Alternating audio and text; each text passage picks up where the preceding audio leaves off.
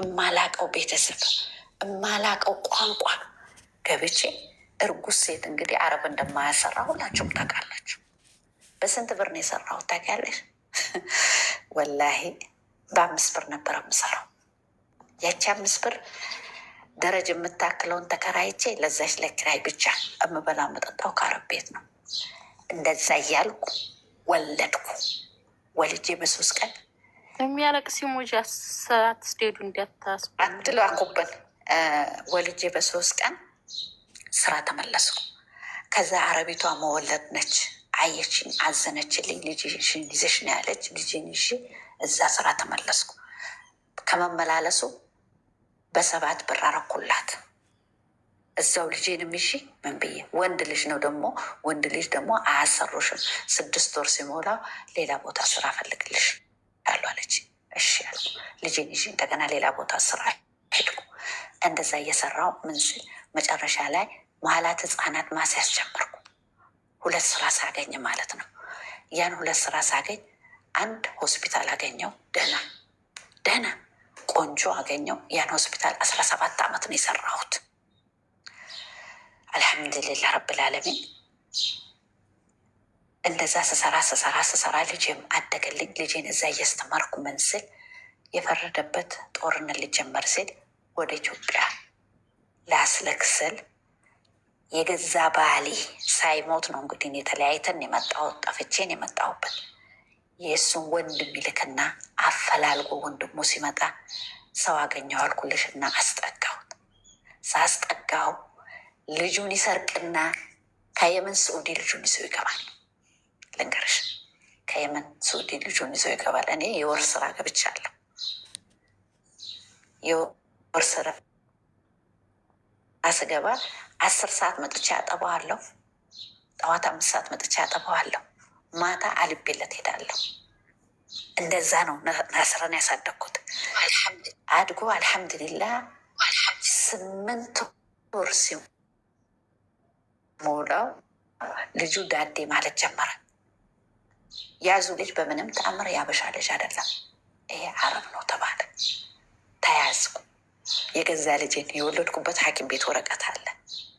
ወረቀት ስላለኝ ደግነቱ ህዝብ መጣ። አማራቲ፣ ትግሪያቲ፣ ኦሮሞቲ፣ የመን ያለው ህዝብ ሁላ መጣ። በምንም ተአምር አለ ወታደሩ አልሰጥም አለ። ይሄ ልጅ የአረብ ልጅ ነው፣ ከአረብ ሰርቃ ነው ወይም ያስረገዛትን አረብ ታምጣል። ጥሎ አይጥልሽም አላህ ወላሂ አለ። ቀስኩኝ 2 ሰላት ርካረ ግጄ የእናቴ ቤተሰቦች እዚህ ያለ ይላሉ። እኔ አንዳቸውን እንኳ ቀስኩ። ከዛ አላህ ጥሎ አይጥልም። የአክስቴ ልጆች ፖሊሶች ናቸው እዛው። እኔ በእናቴ መወለድ ነኝ አልኳቸው። መጨረሻ እኔ በእናቴ አረብ ነኝ እና እናቴ እንደዚህ ትባላለች ብዬ ስናገር የአክስቴ ልጆች ያህያ ተአል አሉት። እስምኩም ትትከለም ሀዳ እቺ ስማችሁን ትጠራለች አለው። ሮጦ እናቱን ይዘው መጡ። እዛው 3 ቀን ነው ጣቢያ ያደርኩት ከነ ልጅ። አክስቴን አመጣት። አክስቴ ይያዝልኝ ይለቀቅልኝ አለች። ከዛ የዛኑ ሰዓት ወረቀት ተቆረጠልኝ። የዛኑ ሰዓት የዛ ሀገር ነዋሪነት በእናቴ ስም ወረቀት ተሰጠኝ። ልጄ ወረቀት ተሰጠኝ። ፖሊሱ እቅርታ ብሎ እግሬ ላይ ወደቀ። እኔ የአረብ ደም እንዳለበት ለዚህ ነው አለ።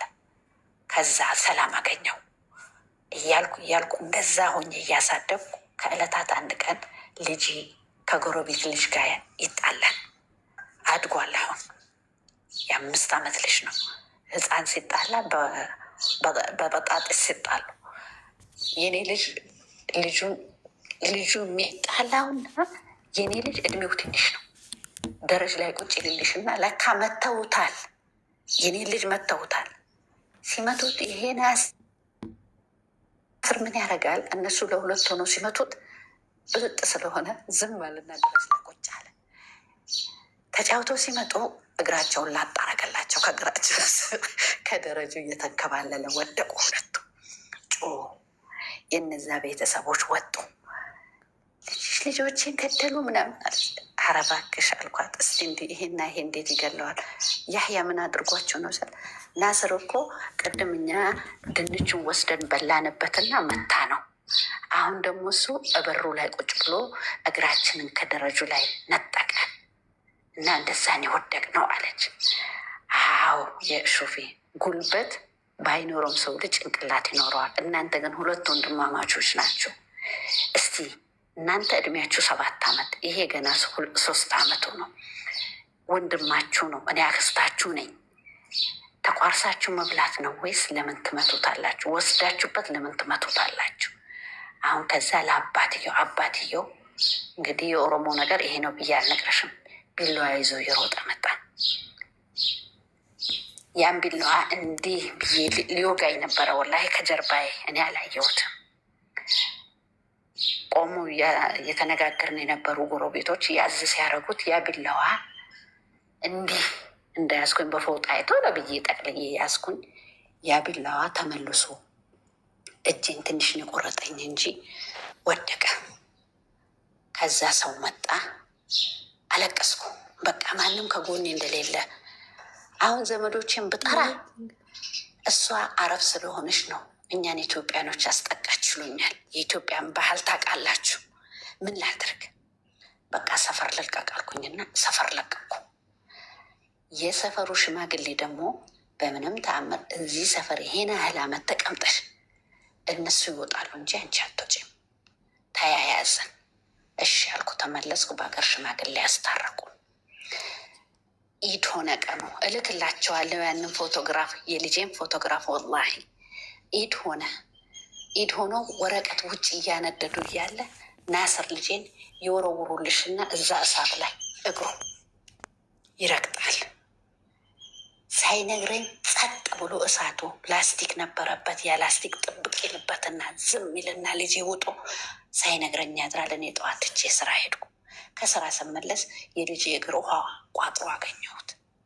ነስሮ ምን ሆንክ ስለው እማ እኮ እንደዚህ ነው ያልነገርኩሽም፣ የማረገው ነገር የለም። ሆስፒታል ወሰድኩት፣ አፈነደዱ። ዝም አልኩኝ። ሄድኩ ወስጄ ያሳየኋቸው ጎረቤቶች። ግርግራ፣ የእሳት መያዣ ግርግራ ታውቃላችሁ? ሀገራችን ግርግራ ትልቅ የእጣን ማጨሻ፣ እሱን ሞልተው የመን ትንባዋ ይጠጣሉ። ያን ትንባዋ ያቀጣጠለችው እሳት እኔና የልጁ እናት ስንያያዝ አያትየዋ እንዳለ ደፋች፣ ላይ ማለት ነው። ሂጃብ ለብሻለሁ። እንግዲህ ሂጃብ ነው የምለብሰው። ሂጃብ ለብሻለሁ። ያ ሂጃብ ተጣበቀብኝ። ያን ያህል የሆንኩት ልጅ ለብቻ ማሳደግ በጣም ችግር አለው። መጋፈጥ አትችይም። ሰው ሊያጠቃሽ ሲመጣ ልጅሽን ታስቢያለሽ። ሰው አንድ ነገር ሊያደርግ ሲመጣ ልጅሽን ታስቢያለሽ። በዛ መሀል ልጅ አጎቱ ይዞት ኢትዮጵያ ወሰደ። ኢትዮጵያ ሲወስደው ደግሞ ትምህርት እንዲማር እዛው ሳደርግ እናቴን እንድታገኘው ባደርግ እናቴን ሳያገናኙብኝ ደበቁ። ምን አደረጉኝ? የወሰድኩበትን ገንዘብ ክፍያ ተባልኩ፣ ተጠየቁ። የገዛ አጎቱ ማለት